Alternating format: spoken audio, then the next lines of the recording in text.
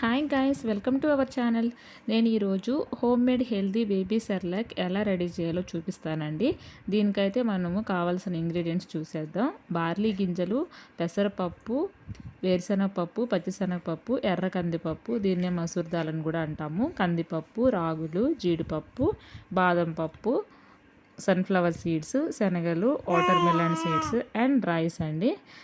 First అయితే ప్రాసెస్లోకి వెళ్ళిపోదాము. ఒక చిట్టి గ్లాస్ నిండా రైస్ అయితే తీసుకున్నానండి. రైస్కి తగ్గట్టుగా ఒక 2 స్పూన్స్ అన్ని పప్పులు తీసుకోవాలి. మీకు కావాలంటే కొంచెం రైస్ ఎక్స్ట్రా తీసుకొని 3 స్పూన్స్ అనేది పప్పులు కూడా తీసుకోండి. నేను కొంచెం పౌడర్ మాత్రమే చేస్తున్నాను కాబట్టి చిట్టి గ్లాస్తో వేసుకున్నాను. అండ్ ఇక్కడ మినప్పప్పు కూడా 2 స్పూన్స్ తీసుకున్నాను.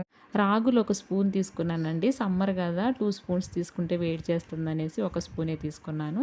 ఇంకా బార్లీ గింజలు ఒక స్పూన్ తీసుకున్నానండి. బార్లీ గింజలు కంపల్సరీ వేసుకోండి. పిల్లలకి కొంచెం వేడి ఉన్నా కూడా బార్లీ గింజలు బాగా చలవ చేస్తుందండి.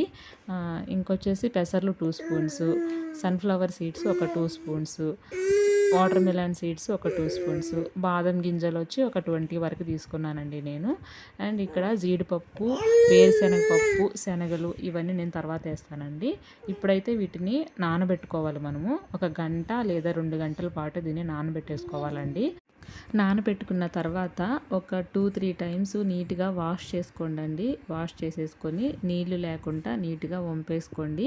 వంపేసుకున్న తర్వాత ఒక ప్లేట్లోకి తీసేసుకొని చక్కగా దీన్ని ఒక 1 అవర్ పాటు ఆరబెట్టేసుకోండి. మరీ ఎండలో ఆరబెట్టాల్సిన అవసరం లేదు. మీరు ఫ్యాన్ కింద పెట్టినా కూడా ఇది ఆరిపోతుంది.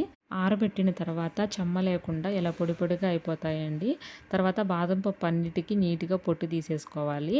తర్వాత వీటిని సన్న మంట మీద మనము దోరగా వేయించుకోవాలండి. మనము హై ఫ్లేమ్లో పెట్టామంటే ఇవి రోస్ట్ అయిపోతాయి. అలా కాకుండా లో ఫ్లేమ్లోనే వేయించుకోవాలి. ఇంతకుముందు చూపించాను కదా, శనగలు, జీడిపప్పు అండ్ వేరుశనగపప్పు యాడ్ చేస్తున్నాను ఇక్కడ.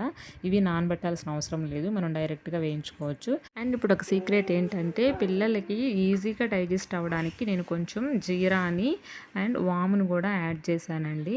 సో ఇవి వేయడం వల్ల వాళ్ళకి ఈజీగా డైజెస్ట్ అయిపోతుంది తిన్న తర్వాత. నెక్స్ట్ మిక్సీ పట్టడమే. మిక్సీ పట్టేసిన తర్వాత మరీ మీరు ఫైన్ పౌడర్ వేసుకోవద్దు, ఎందుకంటే మనం పిల్లలకి పెట్టినప్పుడు అది అంగిలికి అతుక్కుంటుంది. కొంచెం బరకగా ఉంటే వాళ్ళు తినడానికి కూడా బాగుంటుంది. సో ఇలా ఒక బౌల్లోకి తీసేసుకోండి. ఇప్పుడు రెడీ చేసుకున్న పౌడర్ని నేను ఒక 2 స్పూన్స్ వేరే బౌల్లోకి తీసుకుంటున్నానండి. మా పాప చిన్నది కాబట్టి నేను 2 స్పూన్సే తీసుకుంటున్నాను. మీ బేబీ ఎంత క్వాంటిటీ తింటుంది అనే దాన్ని బట్టి మీరు ఇంకొక స్పూన్ కూడా యాడ్ చేసుకోవచ్చు. అండ్ కొన్ని వాటర్ పోసి ఉండలు లేకుండా కలుపుకోవాలండి. ఉండలు లేకుండా కలుపుకొని స్టవ్ మీద పెట్టి ఉడికించుకోవాలి.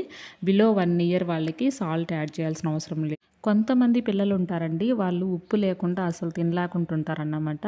వాళ్ళ కోసం just pinch of salt add చేయండి, ఎక్కువ అవసరం లేదు. ఎందుకంటే మనం ఇందులో చాలా ఇంగ్రీడియంట్స్ యాడ్ చేసాము, చాలా టేస్టీగానే ఉంటుంది. నేను ఇంకా ఉడికించిన తర్వాత వేరే బౌల్లోకి ట్రాన్స్ఫర్ చేసేసుకొని ఒక స్పూన్ నెయ్యి కూడా యాడ్ చేస్తున్నాను. ఇంకా టేస్టీగా ఉంటుంది, వాళ్ళు తినేదానికి బాగుంటుంది. ఇన్ని ఇంగ్రీడియంట్స్ యాడ్ చేసిన తర్వాత టేస్టీగా లేకుంటే ఎలా ఉంటుంది చెప్పండి. మీరు కూడా మీ బేబీస్కి రెసిపీని ట్రై చేయండి, చాలా బాగుంటుంది. అండ్ వీడియో నచ్చితే ఒక లైక్ చేయండి, అలాగే మన ఛానల్ని సబ్స్క్రైబ్ చేసుకోండి. Thank you for watching my video. Bye.